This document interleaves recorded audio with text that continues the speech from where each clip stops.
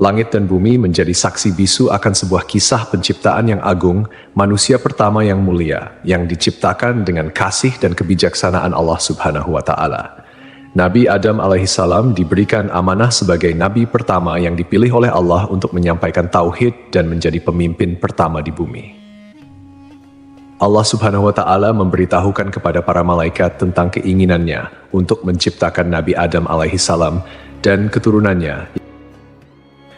Para malaikat bertanya untuk mencari tahu hikmah di balik penciptaan Adam dan keturunannya, bukan untuk membantah, menghina, atau dengki terhadap keturunan Adam seperti yang dipahami oleh sebagian mufasir.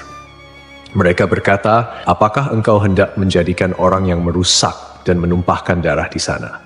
Menurut salah satu pendapat, kerusakan dan pertumpahan darah sudah pernah terjadi sebelum Nabi Adam alaihissalam diciptakan, dan hal itu dilakukan oleh para jin dan sekelompok jin lainnya.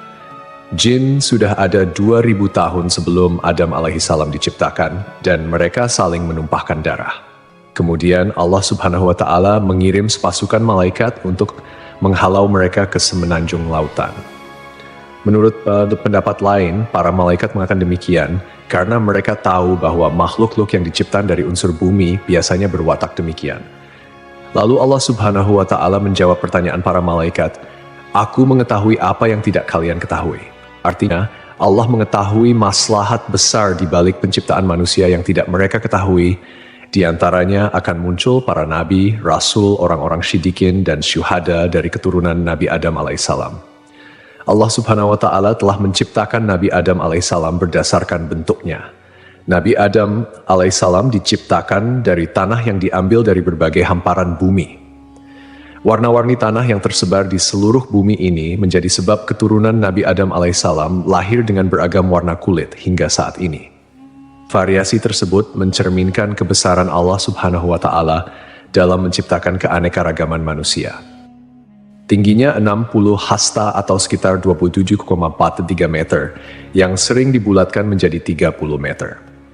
Hal ini selaras dengan penelitian yang dimuat dalam jurnal Madaha Yisrael Be'Anglit Variet, yang menyatakan bahwa tinggi rata-rata manusia zaman dahulu 90 kaki atau sekitar 7,43 meter, seperti yang dijelaskan dalam hadis.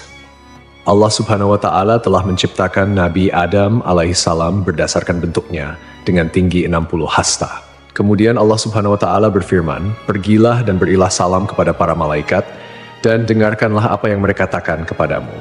Itulah kehormatan bagimu dan keturunanmu." Ukuran tubuh manusia terus-terus menyusut secara bertahap hingga sekarang. Tentunya Allah Subhanahu wa Ta'ala memiliki hikmah terbaik terkait penyusutan tubuh manusia, karena rencananya selalu yang terbaik. Meski manusia saat ini tidak memiliki postur tubuh setinggi Nabi Adam alaihissalam, Rasulullah Shallallahu Alaihi Wasallam menyampaikan kabar bahwa penghuni surga nantinya akan memiliki postur tubuh yang serupa dengan nenek moyang mereka, yaitu Nabi Adam alaihissalam. Tubuh penghuni surga akan kembali ke bentuk awal penciptaan manusia. Seperti yang disabdakan Rasulullah Shallallahu Alaihi Wasallam, sesungguhnya tinggi badan para penghuni surga ketika mereka memasuki surga adalah 60 hasta, seperti pohon kurma yang tinggi. Mereka makan buah-buah pohon di surga sambil berdiri. Allah Subhanahu wa Ta'ala juga mengajarkan kepada Nabi Adam alaihissalam nama-nama semua benda yang diketahui manusia, mulai dari nama manusia, hewan, bumi, tanah, lautan, gunung, unta, keledai, hingga nama-nama benda lainnya. Allah Subhanahu wa Ta'ala juga mengajarkan nama lembaran, takdir, dan lainnya. Allah Subhanahu wa Ta'ala mengajarkan nama-nama benda dan sifat-sifatnya, mulai dari benda-benda besar hingga kecil. Allah Subhanahu wa Ta'ala berfirman dalam surah Syad, "Ingatlah ketika Rabbmu berfirman kepada para malaikat, sesungguhnya aku akan menciptakan manusia dari tanah. Maka apabila telah aku sempurnakan kejadiannya dan aku tiupkan kepadanya ruh ciptaanku, maka tunduklah kamu kepadanya dengan bersujud sebagai tanda penghormatan." Maka seluruh malaikat itu bersujud semuanya bersama-sama, kecuali iblis. Dia menyombongkan diri dan dia termasuk golongan yang kafir. Allah berfirman, "Hai iblis, apakah yang menghalangimu sujud kepada yang telah aku ciptakan dengan kedua tanganku? Apakah kamu menyombongkan diri ataukah kamu merasa termasuk orang-orang yang lebih tinggi?" Iblis berkata, "Aku lebih baik daripadanya, karena engkau ciptakan aku dari api, sedangkan dia engkau ciptakan dari tanah." Allah berfirman, "Maka keluarlah kamu dari surga, sesungguhnya kamu adalah orang yang terkutuk, dan sesungguhnya kutukanku tetap atasmu sampai hari pembalasan." Iblis berkata, "Ya Tuhanku, tangguhkanlah aku sampai pada hari mereka dibangkitkan." Allah berfirman, "Maka sesungguhnya kamu termasuk golongan yang diberi penangguhan sampai pada hari yang telah ditentukan waktunya, yaitu hari kiamat." Iblis menjawab, "Demi kemuliaanmu, pasti aku akan menyesatkan mereka semuanya, kecuali hamba-hambamu yang terpilih di antara mereka." Allah berfirman, "Maka yang benar adalah sumpahku, dan hanya kebenaran itulah yang aku katakan. Sungguh, aku akan memenuhi neraka jahanam dengan kamu dan dengan orang-orang yang mengikutimu di antara mereka semuanya." Surah Syad 71 hingga 78. Hasan al-Basri menuturkan iblis sama sekali bukan golongan malaikat. Pada mulanya, iblis berasal dari golongan jin. Namun, kala mereka berbuat onar di bumi, Allah mengutus sepasukan malaikat, membunuh dan mengusir mereka ke semenanjung-semenanjung lautan. Iblis termasuk di antara jin yang ditawan, kemudian dibawa naik ke langit, dan kemudian ia singgah di sana. Saat para malaikat diperintahkan bersujud, iblis enggan menuruti perintah itu. Ibnu Mas'ud menyatakan, iblis pada mulanya adalah pemimpin para malaikat di langit paling bawah. Ibnu Abbas menambahkan, namanya Azazil. Riwayat lain menyebutkan namanya Harits. Ada juga yang menyatakan, iblis berasal dari salah satu golongan malaikat bernama jin. Mereka bertugas menjaga surga. Ia termasuk yang paling mulia, paling banyak ilmu dan ibadah di antara mereka dan memiliki 4 sayap. Namun kemudian Allah mengubah wujudnya menjadi setan yang terkutuk. Allah memerintahkan Adam alaihissalam untuk tinggal di surga bersama istrinya. Allah berfirman, "Dan kami berfirman, wahai Adam, tinggallah engkau dan istrimu di dalam surga dan makanlah dengan nikmat berbagai makanan yang ada di sana sesukamu. Tetapi janganlah kamu dekati pohon ini, nanti kamu termasuk orang-orang yang zalim." Al-Baqarah 35. Iblis dikeluarkan dari surga dan Adam ditempatkan di surga. Adam berjalan di sana seorang diri tanpa seorang istri mendampingi agar bisa merasa senang. Adam lalu terlelap sesaat. Setelah bangun, ternyata ada seorang wanita duduk di dekat kepalanya. Ia diciptakan Allah dari tulang rusuk Adam. Adam bertanya, "Kamu siapa?" "Aku seorang wanita," jawab Hawa. "Kenapa kau diciptakan?" tanya Adam. "Agar kau merasa senang padaku," jawabnya. Para malaikat kemudian bertanya kepada Adam karena mereka tahu luasnya ilmu Adam. "Siapa namanya, wahai Adam?" Nabi Adam menjawab, "Namanya Hawa." "Kenapa disebut Hawa?" tanya para malaikat. "Karena ia diciptakan dari benda hidup," jawab Adam. Hawa diciptakan dari tulang rusuk sebelah kiri yang paling pendek saat ia tidur. Kemudian tulang tersebut diganti dengan daging. Setelah Hawa diciptakan dan hidup bersama Adam di surga, di dalam surga tersebut, Adam dan Hawa memperoleh bimbingan, tuntunan, perintah, dan larangan dari Allah, sebagaimana yang diberikan kepada umat manusia di dunia. Allah mengizinkan keduanya menikmati segala jenis makanan yang ada di surga, kecuali buah dari pohon terlarang. Para mufasir memiliki beragam pendapat terkait pohon dan buah terlarang ini. Sebagian ulama berpendapat yang dimaksud adalah pohon anggur. Orang-orang Yahudi mengatakan pohon yang dimaksud adalah gandum. Biji-bijian gandum ini lebih lembut dari keju dan lebih manis dari madu.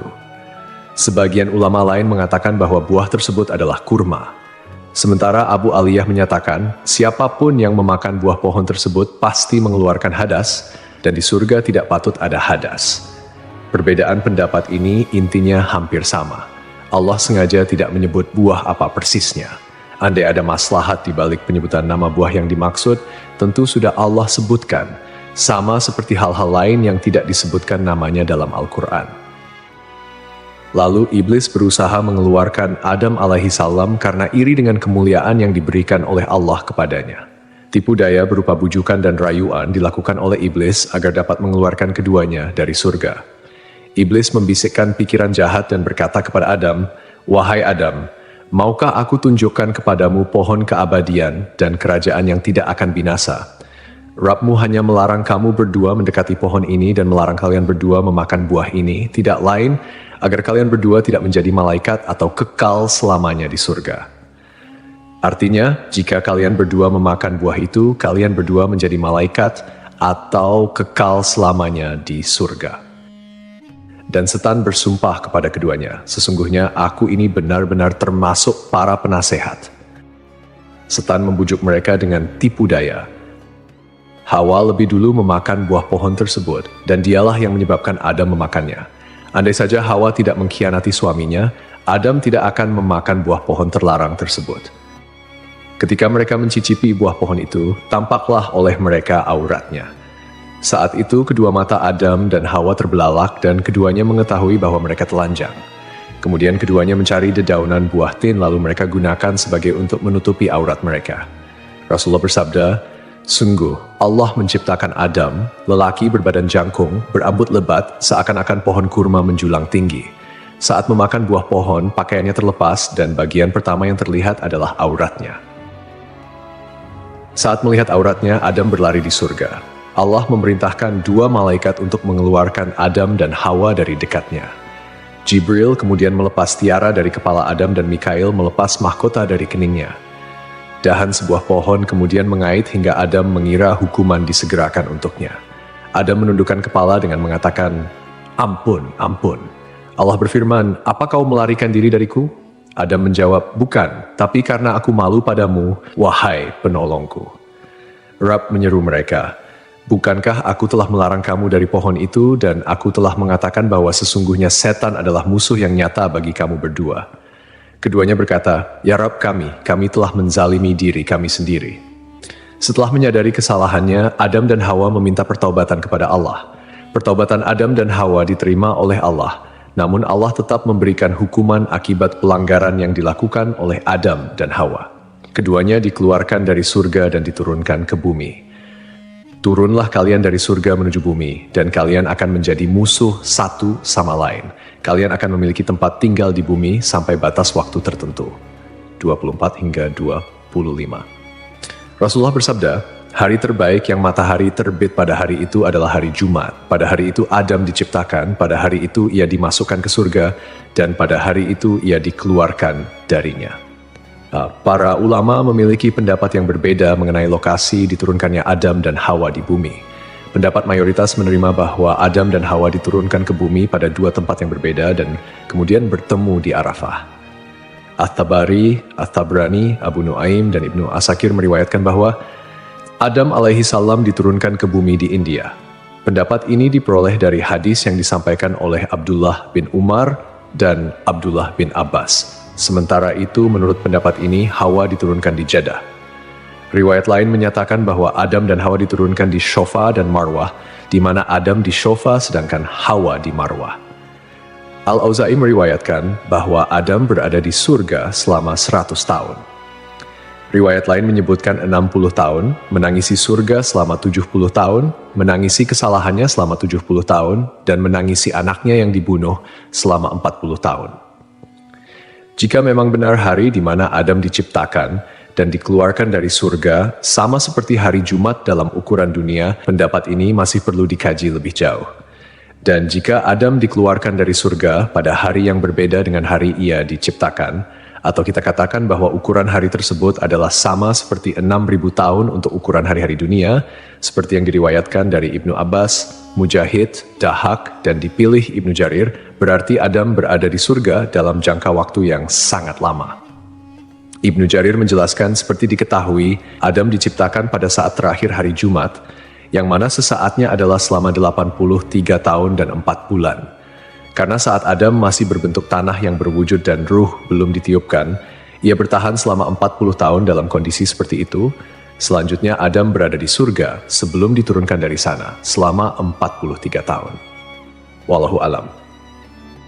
Lalu setelah sekian lama mereka pun dipertemukan kembali oleh Allah di Jabal Rahmah. Nabi Adam dan Hawa memulai kehidupan baru sebagai manusia biasa dan kembali menjalani kehidupan berdua sebagai pasangan suami istri. Mereka dikaruniai keturunan. Setiap kali melahirkan, Hawa melahirkan sepasang anak lelaki dan perempuan. Adam diperintahkan untuk menikahkan setiap anak lelaki dengan saudari kembar saudaranya, dan setiap anak perempuan dengan saudara kembar saudarinya. Tidak halal saudara perempuan menikah dengan saudara lelaki yang lahir bersamaan. Setelah itu, populasi manusia menyebar di berbagai belahan bumi.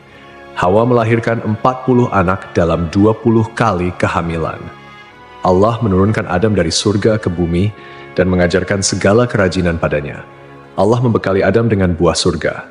Hanya saja, buah-buahan dunia berubah, sementara buah-buahan surga tidak berubah.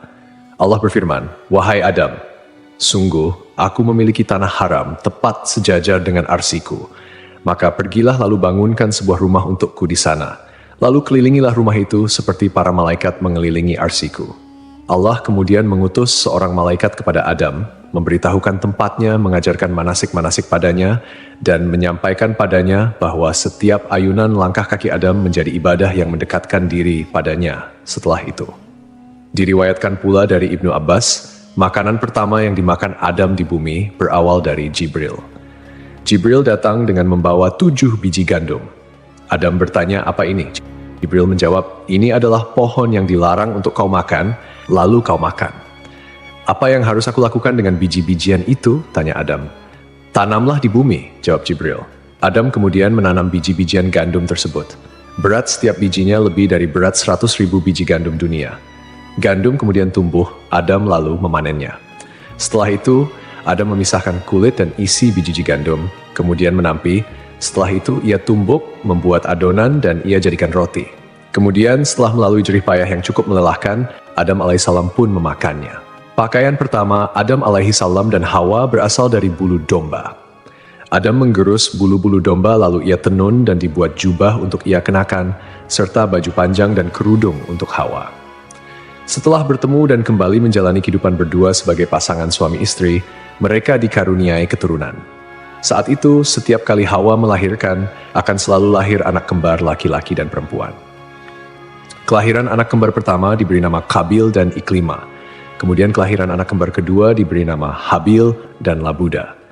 Ketika anak-anak Nabi Adam alaihissalam dan Hawa tumbuh dewasa, mereka pun memiliki karakter dan sifat yang berbeda. Kabil mempunyai sifat yang keras, sedangkan Habil mempunyai sifat yang lebih lemah lembut dan sabar. Kemudian, anak perempuan Iklima menjadi remaja yang memiliki paras yang cantik, sementara Labuda biasa-biasa saja. Seiring bertambahnya usia, mereka mulai tertarik pada lawan jenis. Hingga Allah menurunkan kepada Nabi Adam alaihissalam dan Hawa bahwa keempat anaknya harus dinikahkan sesuai aturan yang tidak memperbolehkan pernikahan dengan anak kembar. Dengan kata lain, Kabil tidak bisa menikah dengan Iklima, begitupun Habil yang tidak bisa menikahi Labuda. Setelah Nabi Adam alaihissalam menyampaikan aturan pernikahan kepada saudara kembarnya, ternyata Kabil menolak dan mengatakan ingin menikah dengan Iklima yang tidak lain merupakan saudara kembarnya sendiri. Untuk menyelesaikan perselisihan antara anak laki-lakinya, Nabi Adam alaihissalam mengajukan solusi yaitu Kabil dan Habil harus berkurban, lalu kurbannya diterima di sisi Allah, sehingga dialah yang berhak menikah dengan Iklima. Setelah itu, Adam pergi untuk menunaikan ibadah haji ke Mekkah dan menitipkan anak-anaknya kepada langit. Tapi langit enggan menerima permintaannya itu. Adam kemudian menitipkan anak-anaknya kepada bumi dan gunung, namun mereka semua menolak.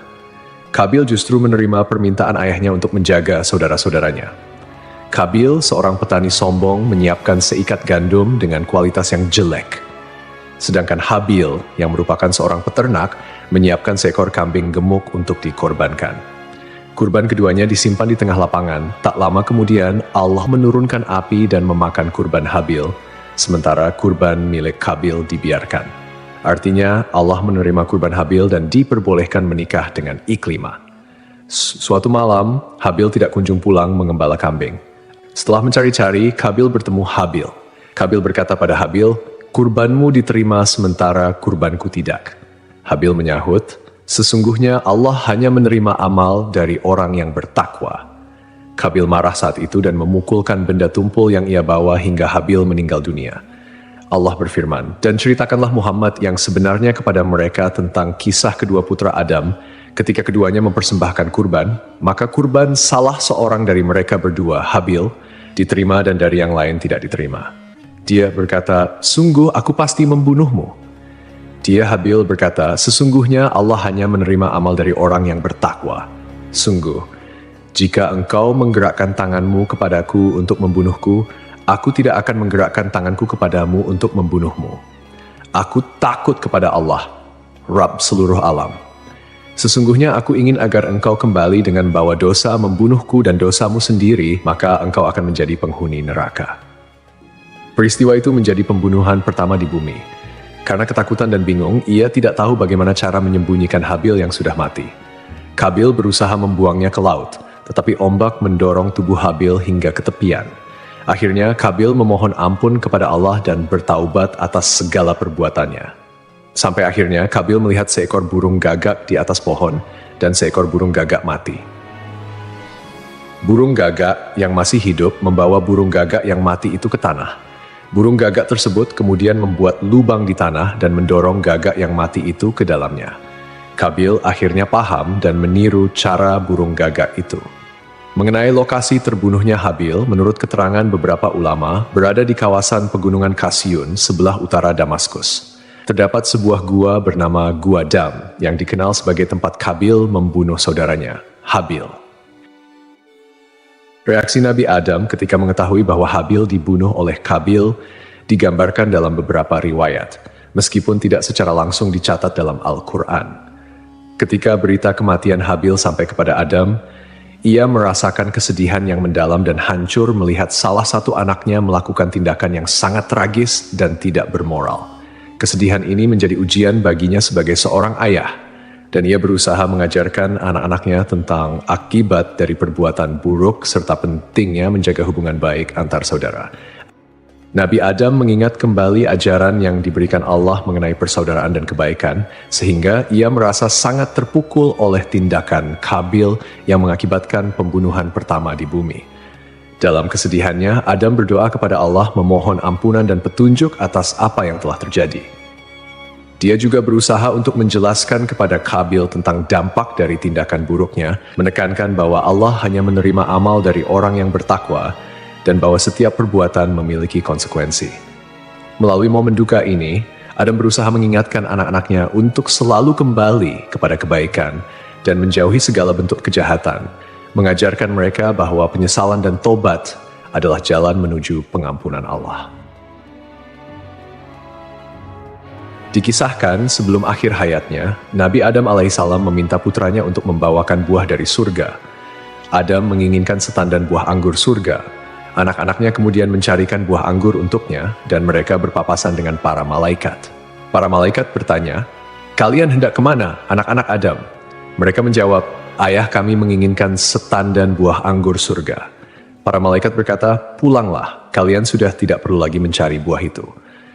Lalu, para malaikat mencabut nyawa Adam, memandikan, memberi kamper, dan mengafani jenazahnya. Jibril menyalatkan jenazahnya dan para malaikat syalat di belakangnya.